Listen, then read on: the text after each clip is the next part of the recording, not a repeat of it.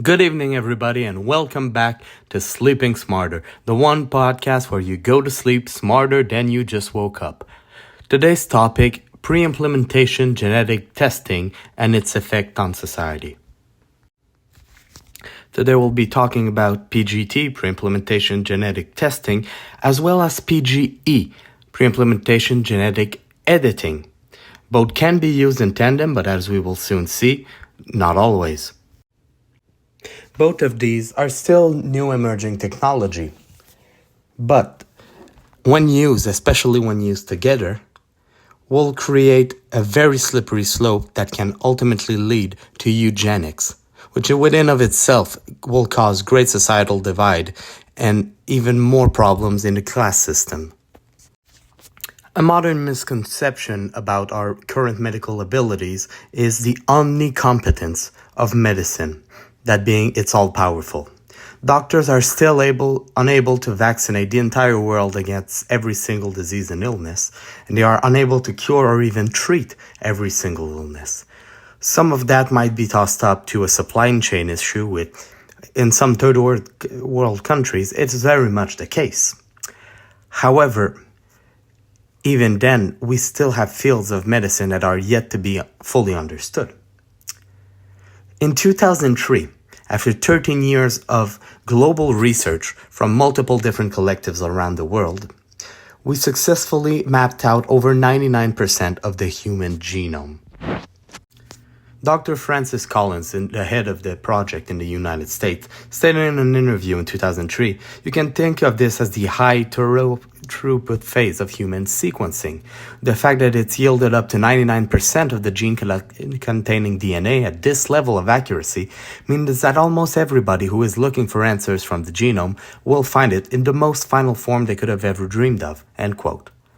All of this to say, things like disease prevention, with vaccination, disease treatment, disease cures, and even genetic likelihoods, like the likelihood to develop onset kidney failure, or even things like food tolerances and allergies, are able to be studied from the genome. Now, in its current form, we can already analyze the vast majority of the genome for any living person. Where PGT comes in is, of course, the preimplantation part.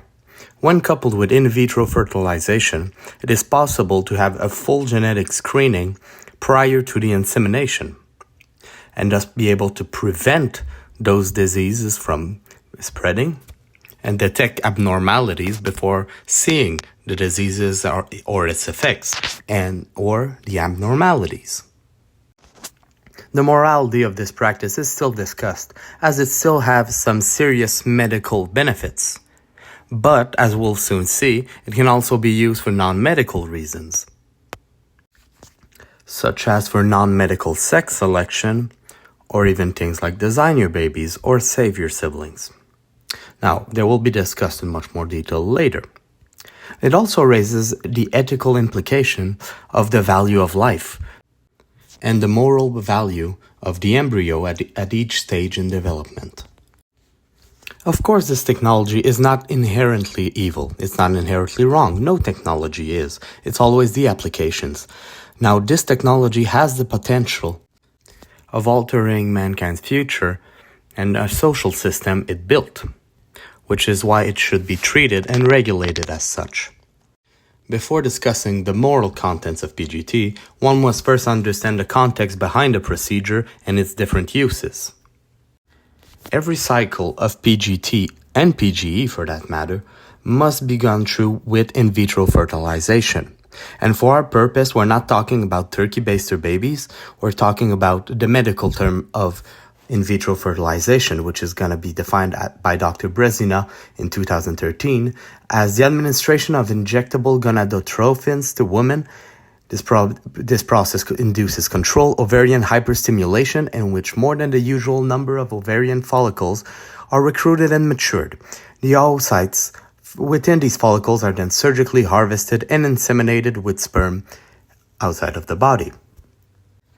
Now, this defines in vitro fertilization, whether or not PGT is used.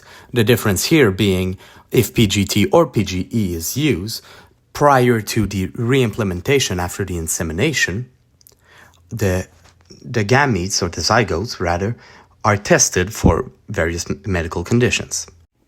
Now, for the purposes of PGT and PGE, only a few cells from the embryo are collected for testing. These cells are then sent to a genetic laboratory to produce a genetic report. No two reports are the same, mainly because it will focus on different areas, only areas of concerns. Say a parent has a heredical condition, they will focus on those areas. If they are at risk of chromosomal abnormalities, they'll focus on those areas. A full scan is possible, but is rarely needed and is very expensive. Also, there are pre-implementation genetic reporting and pre-implementation genetic screening, pre-implementation genetic diagnosing. They all try to achieve the same effect, but they do so differently. It's in the medical procedure and in the way they analyze the received genes. However, since they all want to achieve the same effect, will be used interchangeably throughout this episode. Now we'll get into the main uses of PGT, and the main one, of course, being disease prevention, especially heredical diseases.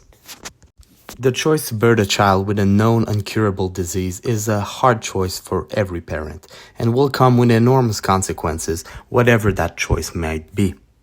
Still today, a large number of parents with a history of hereditary diseases will make the choice to not reproduce, whether that be for personal reason, as it is an enormous mental toll to take care of a handicapped child or one that is similarly disadvantaged.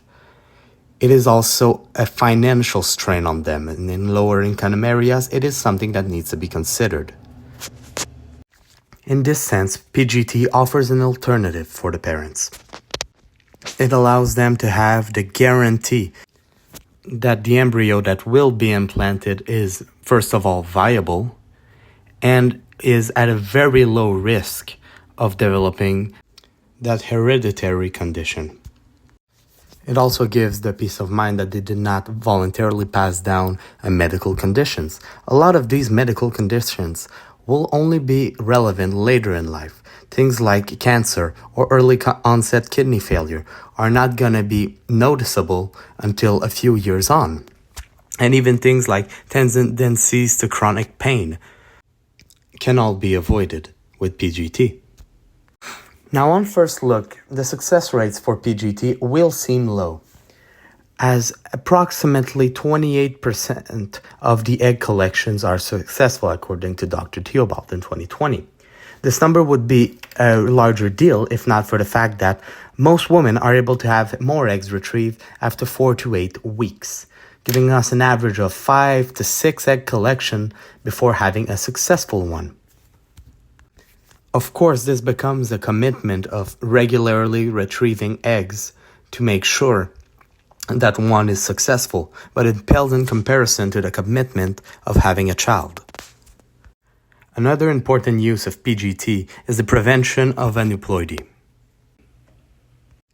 Aneuploidy encompasses a very large set of chromosomal abnormalities, whether that be in their number or their quality. The most well-known forms of aneuploidy are monosomy, where someone is born with one less sexual chromosome, and since that chromosome is a Y, this is only a condition that can be observed in female patients. And the most well-known is trisomy, or trisomy 21, which is specifically Down syndrome, when there is an extra chromosome, an extrasexual chromosome, I might add. Aneuploidy is by far the most common genetic abnormality that can be found in humans. It is also the main reason for miscarriages and otherwise failed pregnancies, such as spontaneous abortion, which is a loss of pregnancy before 20 weeks of gestation. Now, the most noticeable effect of aneuploidy is whenever a pregnancy is successful, there is a large risk of congenital birth defects. Finally, for medical uses, PGT can be used to prevent monogenic diseases, those being diseases and conditions that only affect one sex. These diseases are often characterized as being able to be carried healthily by one carrier, but if passed down a generation, the child, if it is of opposite sex, might be suffering from it. An example I know of from my personal life, one of my second cousins is suffering from Fragile X syndrome, a condition not too similar in terms of symptoms with autism. Had his parents known that they were carriers of this condition, they could have used PGT to guarantee to have a female rather than a male, although it would have been a risk that the female would have become a carrier also. Now, monogenic diseases gives us a great segue to go into pre-implementation genetic testing for non-medical sex selection. It will come as no surprise that PGT is able to tell the sex of the embryo. After all, if it can detect abnormalities in the chromosomes, it can tell if a chromosome is going to be an X or a Y, and thus determine the sex.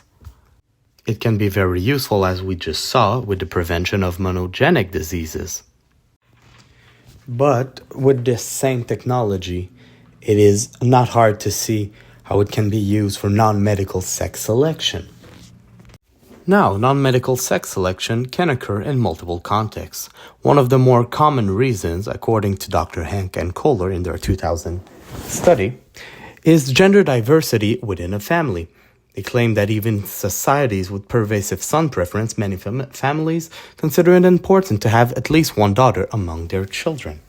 However, the other reason, being more controversial, is the preference of one sex over the other. According to Dr. Hollingsworth in her 2005 study, males are the preferred sex in the United States, Canada, a lot of Southeast Asia, North Africa, France, and Germany, whilst in places such as Czech Republic, Lithuania, Portugal, and Spain, females are the preferred sex. The reason for this preference is cultural and will vary undeniably from country to country. But, still according to Hollingsworth, they generally revolve around physical ability. Still, according to Hollingsworth, and I quote, "The ethical dilemmas associated with prenatal sex selection that have relevance to considerations of social justice includes reinforcement of gender bias, the potential for creating an imbalance in the sex ratio, inequities in access based on social and economic status, disregarding of embryos, and allocation of medical resources." She continues, as this increases the likelihood that individuals of the less prevalent sex will have a greater relationship power than the sex in greater supply. Members of the latter group may use this power inequity to oppress the less powerful group, and the less powerful group may feel forced to accept oppression in return for the reward of having a mate. This would all seem like an over-exaggeration, but in mainland China, there are a large percentage of men that are unable to find a partner. Because starting in the late 20th century, China applied a one-child limit, the one-child policy, due to its rapidly growing population, which is a fair concern because it is still today the second largest country in terms of population in the world. The one-child policy changed in 2015 for the two-child policy, and in 2021 was completely removed. This law alone was a cause of one of the highest infanticide rates in modern history. Still, as of 2002, according to Dr. Blakemore, for every 100 females birthed in China, 116.86 males were born. Of course, the infanticide rates have greatly diminished, especially with the one-child policy being changed to more of a misdemeanor in our legal systems than a felony, before being removed altogether in 2021. But it still leads to a large power dynamic between the sexes. Although this is the most extreme example of the consequences of non-medical sex selection, it still, with PGT, would lead to even greater social disparity and dynamics between the sexes. Lastly, the mere fact of having a higher birth rate for one sex over the other will drastically shift social dynamics, as it will deem one sex more important than the other. Now, importantly, in the moral discussion of PGT, we need to define the moral status and the legal status of the human embryo. A lot of these arguments parallel the debates on abortion, as when using PGT, and when using in vitro fertilization too, but to a much lesser extent, every embryo that is tested, that is not implanted, will be discarded, even if they are perfectly viable and will be perfectly healthy. If they are not implanted, they are discarded. Now, with PGE, that is another story, as very few embryos will need to be collected, and thus the amount of them that will be discarded or lost is much lower. As for the legal status of the human embryo, it varies from country to country, and as we saw in the United States with the overturning of the constitutional protection of Roe v. Wade, it can now vary from subdivisions in a country, such as state to state or province to province. Also, policies on the matter vary a lot based on the gestation time of the embryo, i.e., the time since fecundation. There is, however, legal precedence for a complete ban of pre-implementation genetic testing, editing, in vitro fertilization, and even abortion, as the Convention on the Right of the Child, after its entry into the force in 1990, published by the United Nations, states that the child, by reason of his physical and mental immaturity, needs special safeguards and care, including appropriate legal protection before as well as after birth. Most countries at the time of recording do not have a strict legal status of a human embryo. However, a lot of them do have regulations on research and the practice of PGT. Another issue that is non-medical for the child involved, although it is still a medical issue, is the creation of savior children or savior siblings by making an exact human leukocyte antigen match. The human leukocyte antigen is going to be defined by Dr. Berger in 2001 as cell surface molecules found on all nucleated cells. Each individual has a unique set of these antigens, half inherited from each parent, and the typing becomes important before organ transplantation. Basically, an HLA typing is much like a blood typing, as if you want to receive or donate blood to a certain type, you need to have this certain type or another one that is compatible. HLA is the equivalent, but for the donation of organs. Two siblings that share two parents have a 1 in 4 chance of being a perfect HLA match to each other. In the case that only one parent is shared, it becomes a 1 in 16 chance. A perfect HLA match between siblings can occur naturally, and it is even guaranteed in the case of 4 or more children of the same family. But with the use of PGT or PGE, we can guarantee a 100% match in HLA configuration. Now, why is that relevant? Now, due to all this being pre-implementation and thus prenatal, it is something done without the consent of the child, which in the case of making sure that every children has the same HLA configuration, just in case something happens, is one thing. But savior children are created when one of their siblings is at risk of suffering from a type of disease, sometimes cancer, sometimes kidney failure, things like that, and thus are created with the perfect HLA match to be able to donate, quite literally, flesh and blood to help their sibling. Now, this will go into issues of medical consent for children, which is in Canada 14 years old, but varies from country to country. As it is one thing to donate blood and organ tissue to a sibling, it is another to donate things like organs or bone marrow. Things like umbilical blood are of no use to a newborn and can help countless lives. But things like organs, such as a kidney, is very damaging to live without. not mentioning the mental toll of this knowledge. The knowledge that you are born because we needed you to help your sibling. Although it is a crude analogy, it is akin to being used for spare parts. There was a story in the late 90s, early 2000s of Marissa and Anissa Ayala that inspired a book called My Sister's Keeper in 2004 that discusses this issue. Now, the book is only loosely based on actual events, but this case really did happen. A savior sibling was created with perfect HLA compatibility and the same blood type to be sure to be able to help with their sibling.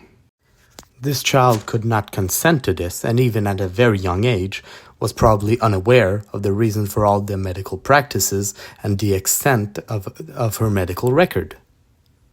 There is a case to be made for the reason that the medical consent is set at an early age. A child might not know what is the best for them physically. They might not like going to the doctor, but it is the right thing to do most of the time. According to Dr. Zuniga Fahouri, children obviously cannot manifest valid consent at an early age, so their legal representative must do so when considering treatments that will directly benefit them.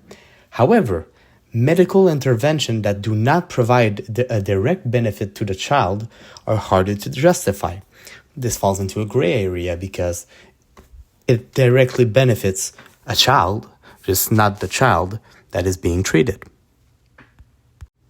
Now, it is less common and would follow the slippery slopes set in place by non-medical sex selection, but a perfect HLA match does not need to be in a family. A large number of organs that are donated are not from close family members, but they still need to have the perfect HLA typing to be compatible. When it comes to a sibling helping a sibling, that's one thing. But if we have a situation where there's someone in power who wants to make sure that their offspring is healthy and decide to have somebody else, somebody less fortunate, to have a son or a daughter with a perfect HLA configuration just in case their own children suffer from any issues, that is something else that would very strongly benefit the upper classes and be a much darker gray area morally. The current legality of savior children is very hazy, as it is of course illegal in places where in vitro and PGT are illegal. But in places that they are not, it is left to the discretion of the parents and the practitioners to the condition of the one that will be benefiting from the savior children and the risks associated with birthing the savior children. Of course, without neglecting the mental conditions of the savior child that will go through their entire life knowing that they were conceived to be a savior child. We are finally at Design Your Babies, which is the worst possible use of PGT and especially PGE, where the babies are designed with the exact wanted genetic configuration, regardless of its medical use or lack thereof.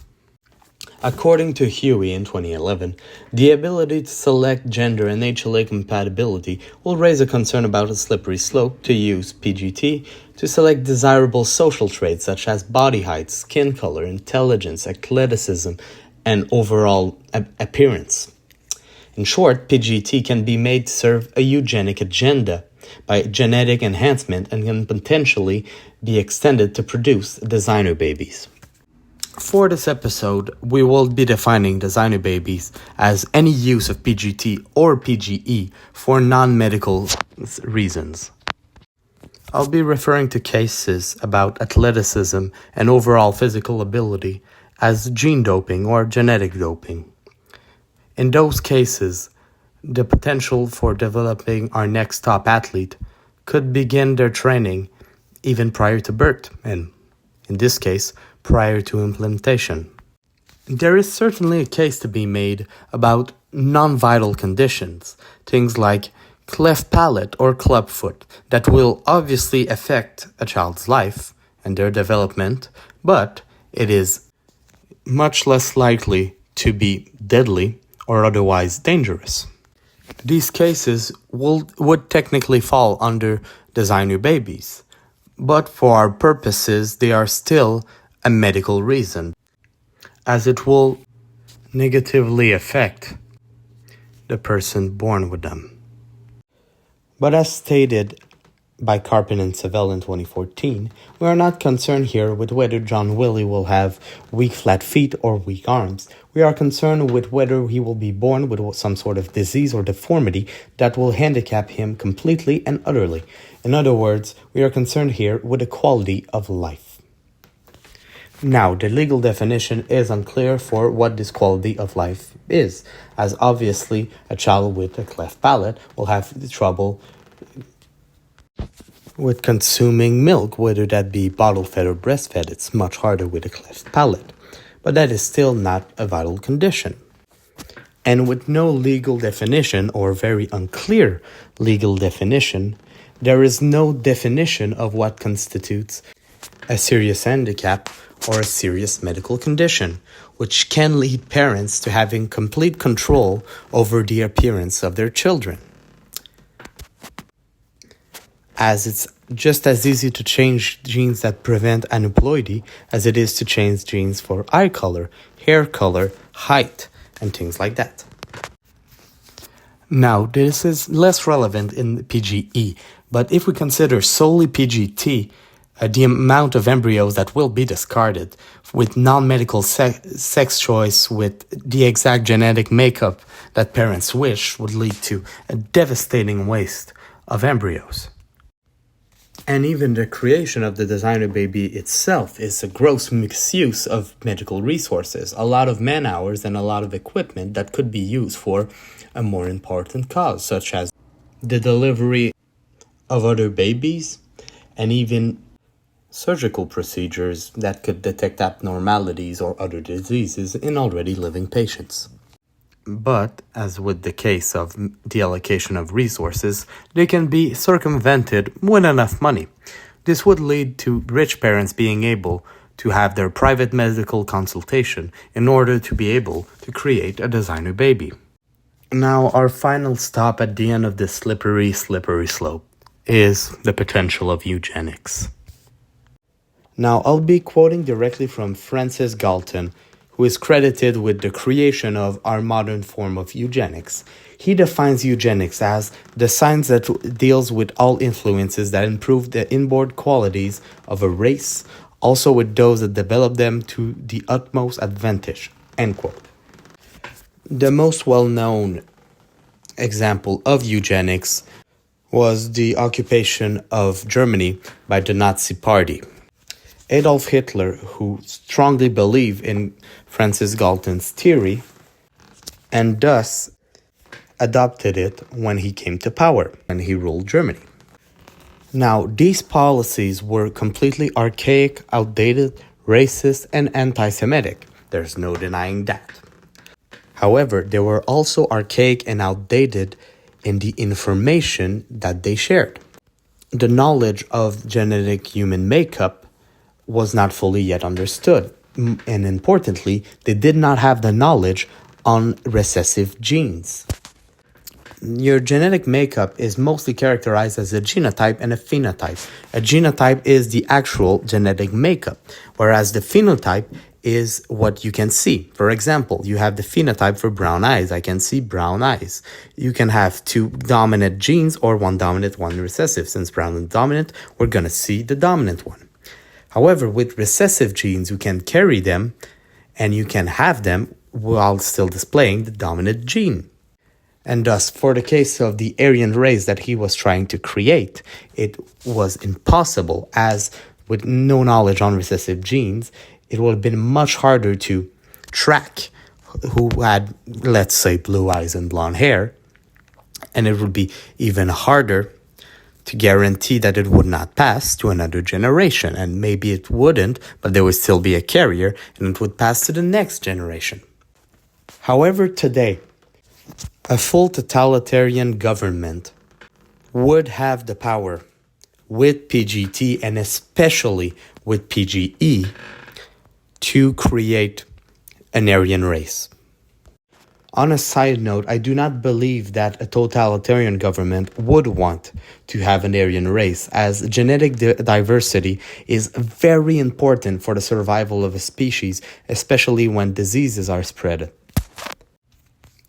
Now, if today a totalitarian government comes to power, within a matter of generations, with PGT alone, it would take, let's say, 12 generations. But with PGE, they could get rid of all unwanted phenotypes in 2 to 3 generations. And even going back to gene doping, it doesn't even need to be a whole population. Say that a third party decides, oh, I want my military to be as genetically powerful as possible. Or even I want all my athletes to be as physically powerful as possible. It is a possibility now. And for those athletes, we always frown upon doping, but in this case, it wouldn't be detectable, and it could still happen naturally, just much, much rarer.